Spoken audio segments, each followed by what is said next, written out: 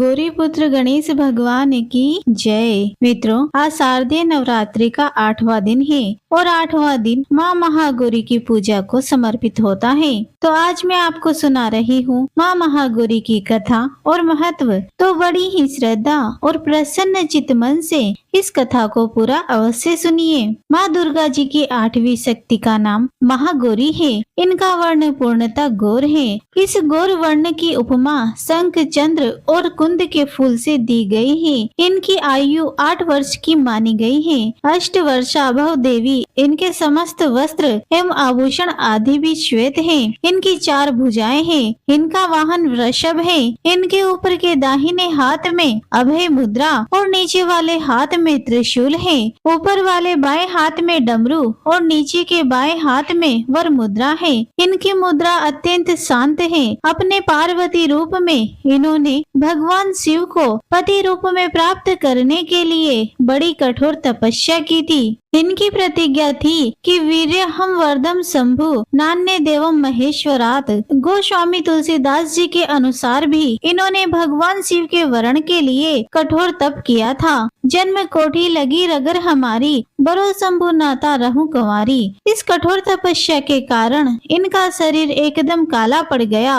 इनकी तपस्या से प्रसन्न और संतुष्ट होकर जब भगवान शिव ने इनके शरीर को गंगा जी के पवित्र जल से मलकर धोया, तब वह विद्युत प्रभा के समान अत्यंत कांतिमान गौर हो उठा। तभी से इनका नाम महागौरी पड़ा। दुर्गा पूजा के 8वें दिन महागौरी की उपासना का विधान है। इनकी शक्ति अमोघ और सदा फलदायिनी है। इनकी उपासना से भक्तों के सभी कलमश धुल जाते हैं। उसके पूर्व संचित पाप भी विनिष्ट हो जाते हैं। भविष्य में पाप, संताप, सैन्य दुख उसके पास भी नहीं आते हैं। वह सभी प्रकार से पवित्र और अक्षय पुण्य का अधिकारी हो जाता है। माँ महागौरी का ध्यान, स्मरण, पूजा, आराधना भक्तों के लिए सर्वविध कल्याणकारी है। हमें सदैव इनका ध्यान करना चाहिए। इनकी कृपा से अलौकिक सिद्धियों की प्राप्ति होती है। मन को अनन्य भाव से एक निष्ठ कर मनुष्य को सदैव ही इनके पादार बिंदु का ध्यान करना चाहिए। यह भक्तों का कष्ट अवश्य ही दूर करती है।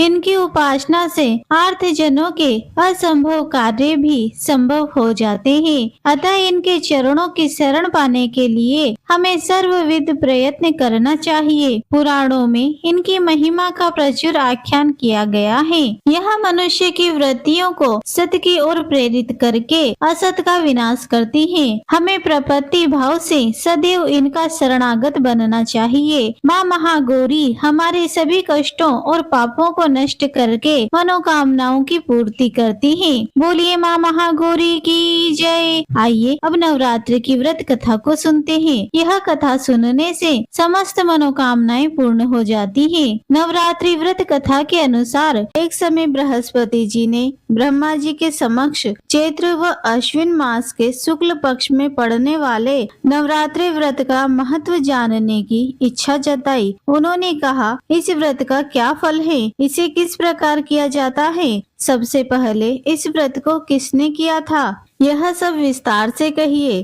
बृहस्पति जी के प्रश्नों का जवाब देते हुए ब्रह्मा जी ने कहा, हे बृहस्पति, प्राणियों के हित से तुमने बहुत अच्छा प्रश्न किया है। जो इंसान मनोरथ पूर्ण करने वाली माँ दुर्गा, महादेव, सूर्य और नारायण का ध्यान करते हैं वे धन्य हैं। यह नवरात्र व्रत संपूर्ण मनोकामनाओं को पूर्ण करने वाले हैं। इस व्रत को करने से पुत्र सुख, धन, विद्या और सुख मिलता है। इस व्रत को करने से रोग दूर हो जाते हैं। घर में समृद्धि की वृद्धि होती है। बांझ को पुत्र प्राप्त होता है। समस्त पापों से छुटकारा मिल जाता है। जो मनुष्य इस नवरात्र व्रत को नहीं करता वह अनेक दुखों को भोगता है। यदि व्रत करने वाला मनुष्य सारे दिन का उपवास ना कर सके तो एक समय भोजन करें और 10 दिन बांधवों सहित नवरात्रि व्रत की कथा का श्रवण करें।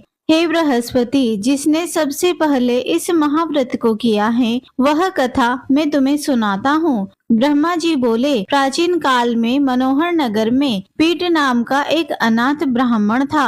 वह माँ दुर्गा का बड़ा भक्त था। उसे संपूर्ण सद्गुणों से युक्त सुमति नाम की एक अत्यंत सुंदर कन्या उत्पन्न हुई। वह कन्या अपने पिता के घर में अपनी सहेलियों के साथ क्रीड़ा करती हुई इस प्रकार बढ़ने लगी जैसे शुक्ल पक्ष में चंद्रमा की कला बढ़ती है। उसके पिता प्रतिदिन जब दुर्गा जी की पूजा करके होम किया करते थे, वह उस समय नियम से वहां उपस्थित रहती थी। एक दिन सुमति माँ भगवती की पूजा में उपस्थित नहीं हुई। उसके पिता को अपनी पुत्री की ऐसी असावधानी देखकर क्रोध आया और वह अपनी पुत्री से कहने लगा, अरे दुष्ट पुत्री, आज तूने माँ भगवती का पूजन नहीं किया। इस कारण मैं किसी कुष्ठ रोगी या दरिद्र मनुष्य के साथ तेरा विवाह करूंगा। पिता की बात सुनकर सुमति को बड़ा दुख हुआ और अपने पिता से कहने लगी, हे पिताजी, मैं आपकी कन्या हूँ तथा सब तरह से आपके अधीन हूँ। जैसी आपकी इच्छा हो वैसा ही करो, चाहे राजा से,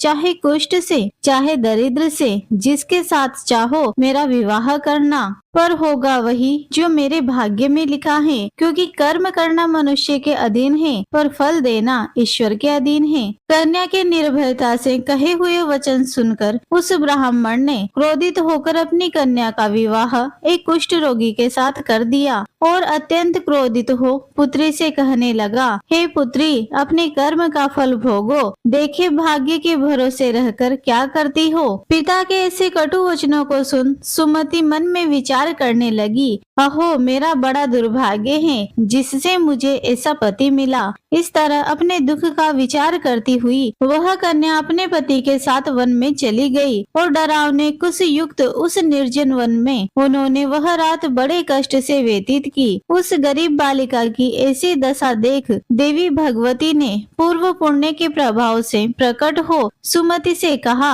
हे दीन ब्राह्मणी, मैं तुमसे प्रसन्न हूँ, तुम जो चाहो सो वर मांग सकती हो। भगवती दुर्गा का यह वचन सुन ब्राह्मणी ने कहा, आप कौन हैं? वह सब मुझसे कहो। ब्राह्मणी का ऐसा वचन सुन देवी ने कहा कि मैं आदि शक्ति हूँ, मैं ही ब्रह्म विद्या व सरस्वती हूँ। प्रसन्न होने पर मैं प्राणियों का दुख दूर कर उनको सुख प्रदान करती हूँ। हे ब्राह्मणी, मैं तुझ पर तेरे पूर्व जन्म के पुण्य के प्रभाव से प्रसन्न हूँ। तुम्हारे पूर्व जन्म का वृतांत सुनाती हूँ, उसे ध्यान पूर्वक सुनो। तो पूर्व जन्म में निषाद की स्त्री थी और अति पतिव्रता थी। एक दिन तेरे पति निषाद ने चोरी की। चोरी करने के कारण तुम दोनों को सिपाहियों ने पकड़ लिया और जेल खाने में कैद कर दिया। उन लोगों ने तुझको और तेरे पति को भोजन भी नहीं दिया। इस प्रकार नवरात्र के दिनों में ना तो तुमने कुछ भोजन किया और ना ही जल पिया। इस प्रकार 9 दिनों तक नवरात्र का व्रत हो गया।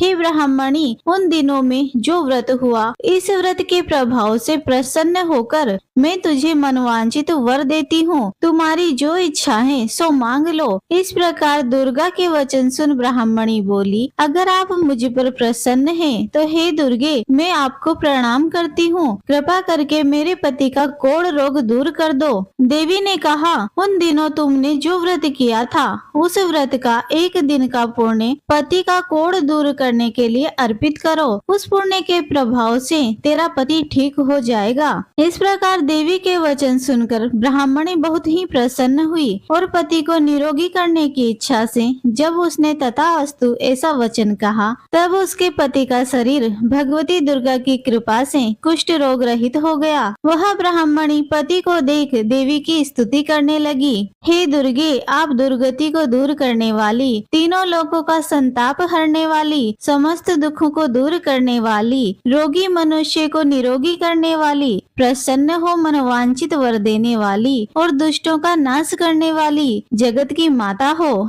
हे अम्बे, मुझे निरपराध अबला को मेरे पिता ने कुष्ठ मनुष्य के साथ विवाह करके घर से निकाल दिया। पिता से तिरस्कृत निर्जन वन में विचर रही हूँ। आपने मेरा इस विपदा से उद्धार किया है। हे देवी, आपको प्रणाम करती हूँ, मेरी रक्षा करो। उस ब्राह्मणी की ऐसी स्तुति सुन देवी बहुत ही प्रसन्न हुई और ब्राह्मणी से कहा, हे ब्राह्मणी, तेरा उदाल नामक अति बुद्धिमान, धनवान, कीर्तिवान समान पुत्र शीघ्र उत्पन्न होगा। ऐसा वर देकर देवी ने ब्राह्मणी से फिर से कहा, और कुछ जो तेरी इच्छा है वह मांग ले। सुमति ने कहा, हे भगवती दुर्गे, अगर आप मुझ पर प्रसन्न हैं तो कृपा कर मुझे नवरात्र व्रत की विधि का विस्तार से वर्णन करें। ब्राह्मणी के वचन सुन माँ दुर्गा ने ब्राह्मणी से कहा, हे ब्राह्मणी, मैं तुम्हें संपूर्ण पापों को दूर करने वाले नवरात्र व्रत की विधि बतलाती हूँ। चैत्र और आश्विन मास के शुक्ल पक्ष की प्रतिपदा से लेकर 9 दिनों तक व्रत करें। यदि दिन भर का व्रत ना कर सके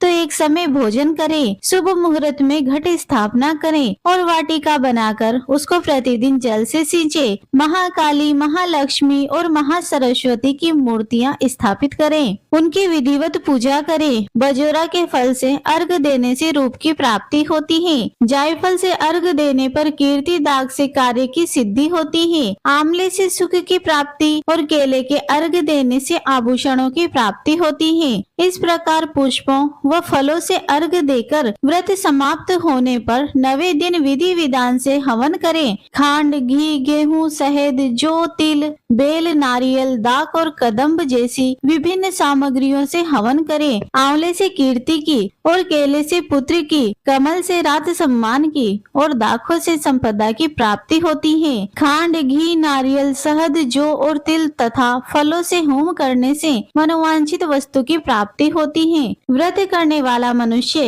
इस विधि विधान से होमक आचार्य को अत्यंत नम्रता के साथ प्रणाम करे और यज्ञ की सिद्धि के लिए उसे दक्षिणा दे। इस प्रकार बताई हुई विधि के अनुसार जो व्यक्ति व्रत करता है उसके सब मनोरथ सिद्ध होते हैं। इसमें तनिक भी संदेह नहीं है। इन 9 दिनों में जो कुछ दान दिया जाता है उसका करोड़ों गुना फल मिलता है। इस नवरात्र व्रत से अश्वमेघ यज्ञ का फल मिलता है। हे ब्राह्मणी, इस संपूर्ण कामनाओं को पूर्ण करने वाले उत्तम व्रत को तीर्थ, मंदिर अथवा घर में विधि के अनुसार करें। ब्रह्मा जी बोले, हे बृहस्पति जी, इस प्रकार ब्राह्मणी को नवरात्रि व्रत विधि बताकर देवी अंतर ध्यान हो गई। अतः जो मनुष्य या स्त्री इस व्रत को भक्ति पूर्वक करता है वह इस लोक में सुख प्राप्त कर अंत में मोक्ष की प्राप्ति करता है। ब्रह्मा जी बृहस्पति जी से कहते हैं कि यह इस दुर्लभ व्रत का महात्म है जो मैंने तुम्हें सुनाया है। ऐसा सुन बृहस्पति जी आनंद से प्रफुल्लित हो गए और कहने लगे